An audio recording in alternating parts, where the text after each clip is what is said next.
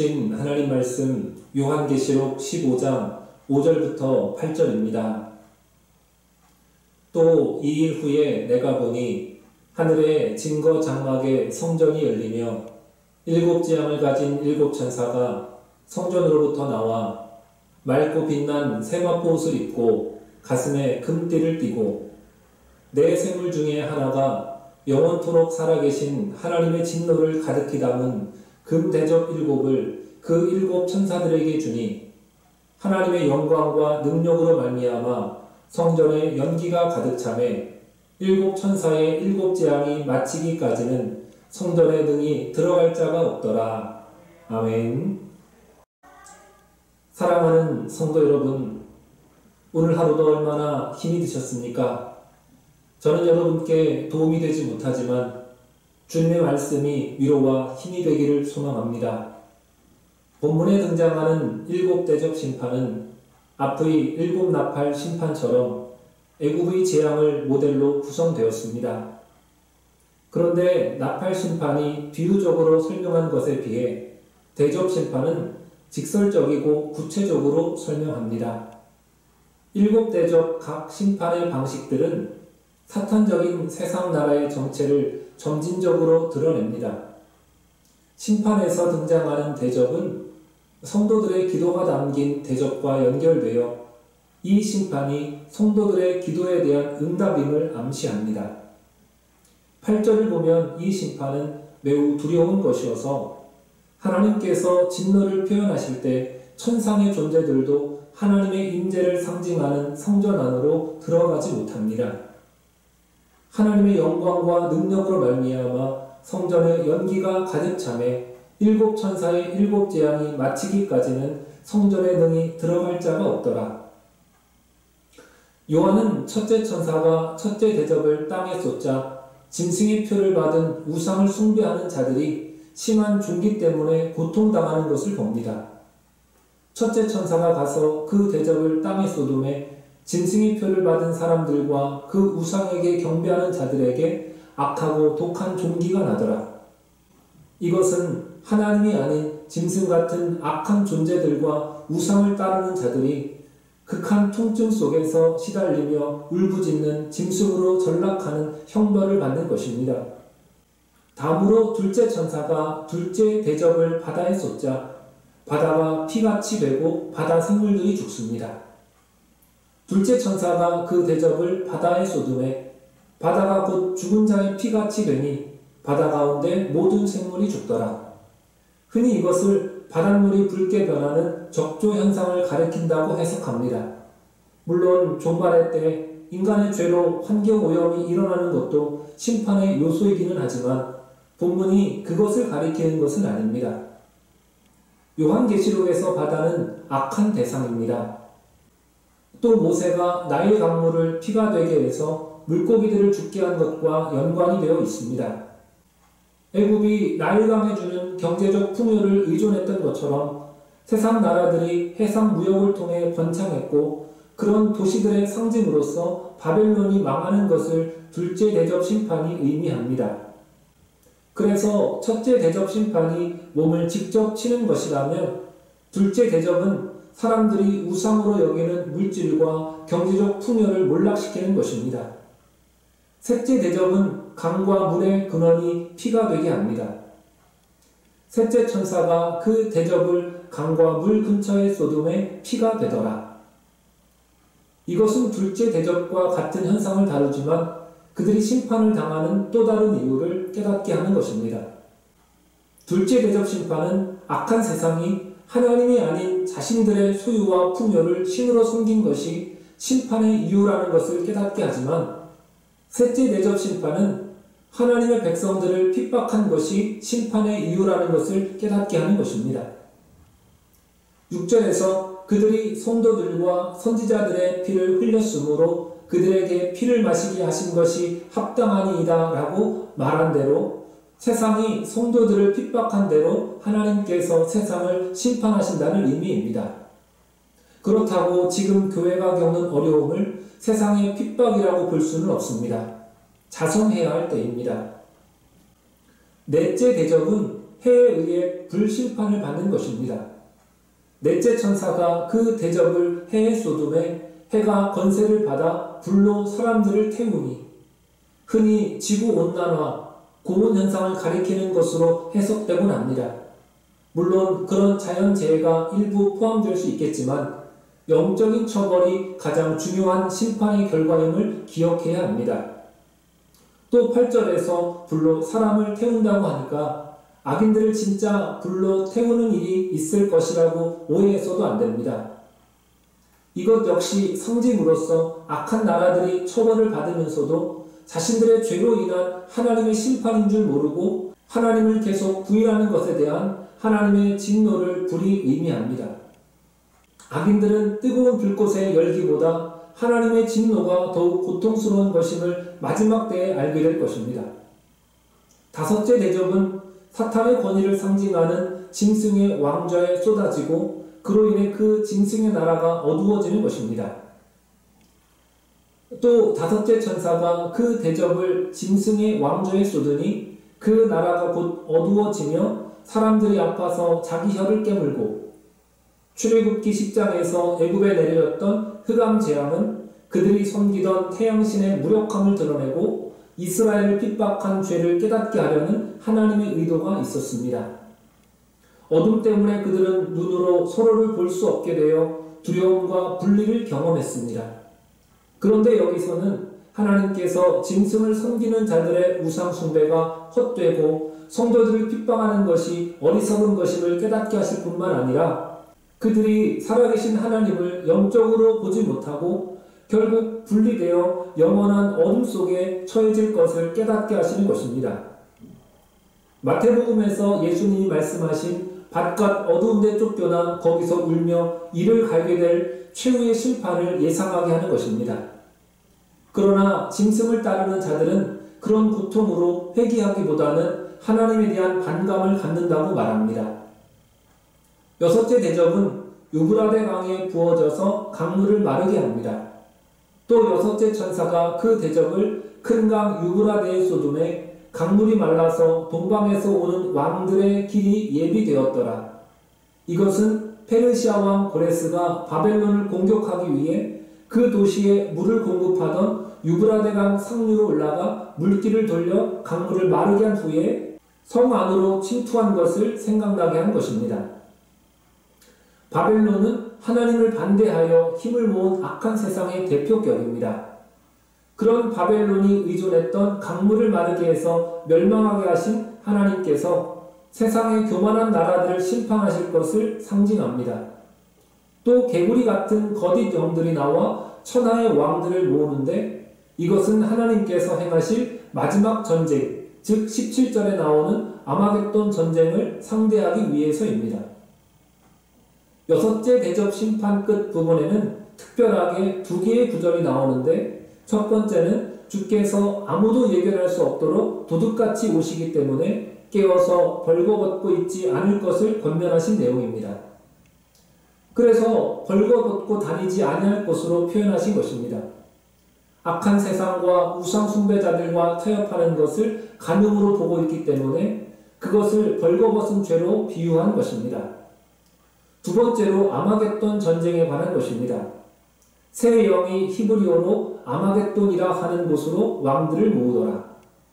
아마겟돈은 히브리어 하르와 마게돈의 합성어입니다. 하르는 산이고 마게돈은 무깃도라는 지역 이름인데 결국 무깃도 산이라는 뜻입니다. 그런데 성경에는 무깃도라는 지역은 등장하지만 무깃도 산으로 불려진 곳은 없습니다.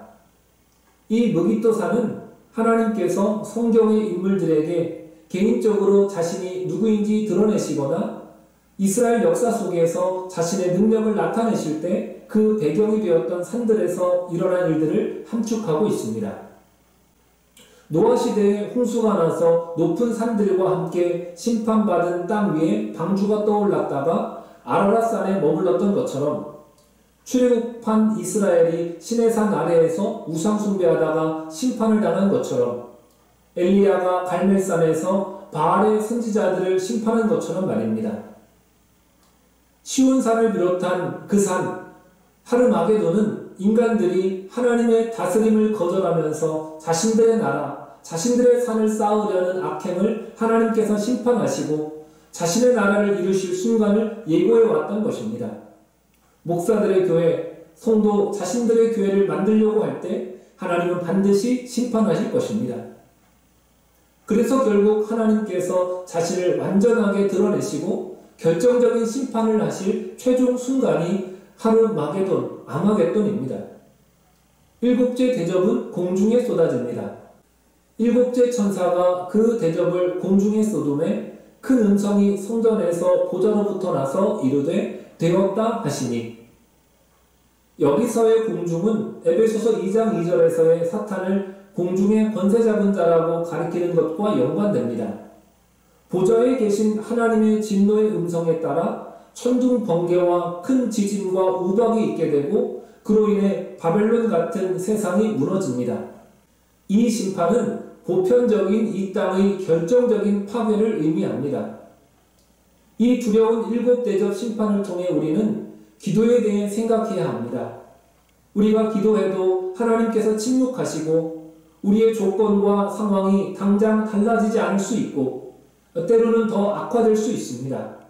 지금 시대가 정확히 보여줍니다. 그러나 하나님은 우리들의 기도에 반드시 응답하십니다. 하나님께서 나의 고통을 덜어주시지 않는 것처럼 느껴지고 더디 이루시는 것처럼 보여도 그것에 대해 전혀 아쉬울 것 없을 만큼 탁월한 응답을 결국 주십니다. 성도들의 기도가 담겨진 대접이 악한 세상을 심판하는 도구가 된 것이 그것을 말해줍니다. 그러므로 우리는 낙심하지 않고 계속 구할 수 있습니다. 성도는 결코 이 세상에 소망이 없음을 알고 주님이 오셔서 완전한 통치를 이루시길 소망할 것입니다. 주님이 속히 오시길 기도할 것입니다. 여러분도 물론 그러시겠지만 저도 이 코로나가 정말 싫습니다.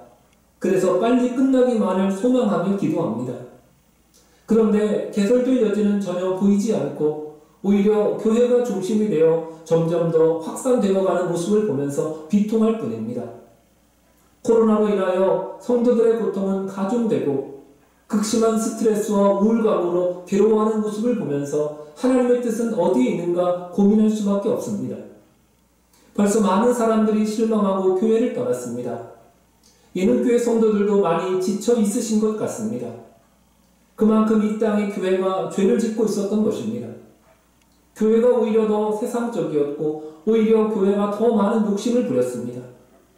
처음에는 성경의 진리를 가리는 사이비 이단들만의 문제인 줄 알았고 그들의 거짓이 세상에 드러남이 오히려 잘된 것이라고 생각했습니다. 그러나 하나님은 이단 사이비 종교들 뿐만 아니라 하나님의 자리를 빼앗고 스스로 의롭다 여기는 이 땅의 모든 교회가 가진 어리석은 모습들을 온 세상에 공개하셔서 우리를 부끄럽게 하신다는 것을 생각하게 되었습니다.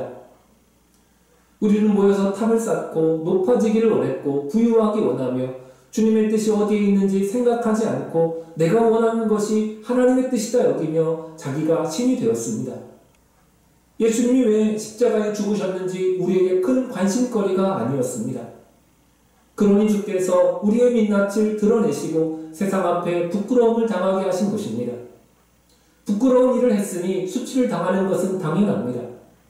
주님은 죄가 없으시면서도 온갖 수치와 모욕을 당하셨는데 지금 교회가 목사가 당하는 수치와 모욕은 변명할 여지가 없습니다. 이렇게 해서라도 내가 또한 교회가 죄의 대가를 치르고 용서를 받을 수 있다면 정말 다행입니다. 목사를 신뢰하지 못하겠더라도 교회가 부족한 것이 많더라도 하나님을 향한 믿음과 신뢰를 절대로 잃지 마십시오. 선택받은 민족임을 자랑하던 이스라엘이 하나님의 징계로 바빌론에 끌려가는 모습이 오늘날 교회의 모습이라고 생각합니다. 그들의 시련은 생각보다 길었습니다. 그들의 고통은 자녀의 자녀 세대까지 이어졌습니다. 그러나 하나님이 포기하신 것이 아니었습니다. 70년이 지나 결국 회복의 은혜를 베풀어 주셨습니다. 우리도 언제 끝날지 모르는 이 시련 속에서 주님의 약속을 붙잡고 끝까지 견디는 주의 백성들이 되시기를 소망합니다. 하나님께서 우리의 기도에 반드시 응답하실 것입니다. 그리고 지금의 징계가 이스라엘이 겪은 기간보다는 훨씬 짧을 것임이 분명합니다. 회복과 치유를 허락하실 때까지 더 많이 회개하고 더 많이 기도하고 더 많이 사랑하는 우리 모두가 될 수 있기를 소망합니다. 우리는 하나님의 심판, 하나님의 진노를 타당하게 이길 수 있어야만 합니다. 16장 5절에서 11절에는 하나님의 심판을 합당하고 옳다고 찬양하는 내용이 여러 번 나옵니다. 그런데 이 시대는 교회들마저 하나님의 진노와 심판을 불편하게 여깁니다. 하나님이 멸망시키실 것이라고 생각하기에는 이 세상이 너무 좋기 때문입니다. 사람들은 아름답고 신비한 여러 나라들의 자연 경관들, 멋진 역사를 간직한 유럽의 도시들과 최첨단의 과학과 문명이 집약된 현대 도시들을 하나님께서 무너뜨리실 것에 대해 받아들이지 못합니다. 그것은 사탄의 유혹에 미혹되어 하나님보다 세상을 더 사랑하고 세상이 주는 것에 깊이 빠져있기 때문입니다. 그러나 성경 전체가 세상의 종말을 예고하고 특별히 계시록이 하나님의 심판을 바라고 찬양하는 것을 보여줍니다. 물론 아름다운 이 세상의 종말과 하나님을 거스르는 자들이 당할 지옥은 너무나 슬픈 일입니다. 그래서 우리는 악인들이 심판을 받고 지옥에 가는 것을 웃으며 잘됐다고 여겨서는 안 됩니다. 우리는 그것을 안타깝게 여기고 복음을 전해야 합니다. 우리가 믿는 하나님, 성경과 십자가 복음이 옳다는 것을 하나님께서 결정적으로 증명해 주시기를 바라는 태도에서 심판과 종말을 소망해야 합니다. 하나님을 반역하고 있는 이 세상은 결코 이대로 계속 존재해서는 안 됩니다. 교회도 마찬가지입니다. 그래서 이 땅의 교회가 고통당하는 것일 수 있습니다. 세상 사람들은 교회의 어리석음과 죄가 낱낱이 드러나는 것이 하나님이 계시지 않는 것이라고 말하지만 오히려 하나님이 살아계심의 명백한 증거입니다. 성경은 교회와 하나님의 백성들의 죄와 잘못을 결코 감추거나 숨기지 않습니다. 그것이 공의로운 하나님의 성품입니다. 아담의 죄, 노아의 죄, 아브라함의 죄, 야곱의 죄, 모세의 죄, 솔로몬의 죄, 베드로의 죄, 유다의 죄, 바울의 죄, 종교 지도자들의 죄, 이스라엘의 죄, 모두가 특별히 선택받은 자들이었지만 저들이 죄를 지었을 때 숨겨주신 것이 아니라 모조리 들추어 보이셨습니다. 일부는 회개하고 하나님께 돌아왔고 일부는 끝까지 회개하지 않고 돌아오지 못했습니다. 이 땅의 교회들은 지금까지 죄와 악한 행실들이 숨겨지기를 원할 것입니다. 그러나 하나님께서는 교회들의 죄를 낱낱이 드러내어 부끄러움을 당하게 하실 것입니다. 지금까지 교회와 성도와 교회 지도자들은 하나님의 얼굴에 먹칠을 했습니다. 어쩌면 지금이 교회와 주의 백성들이 구원받을 수 있는 마지막 기회일 수도 있다는 생각을 가지고 회개함으로 주님의 품 안에서 위로받는 저와 여러분이 될 수 있기를 축복합니다. 기도하겠습니다.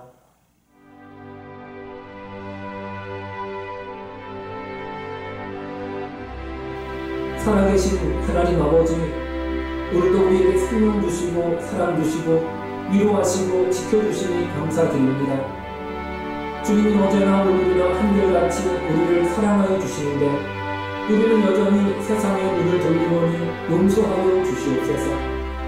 지금 교회가 겪는 어려움이 우리의 죄악 때문인 것을 깨닫게 하소서.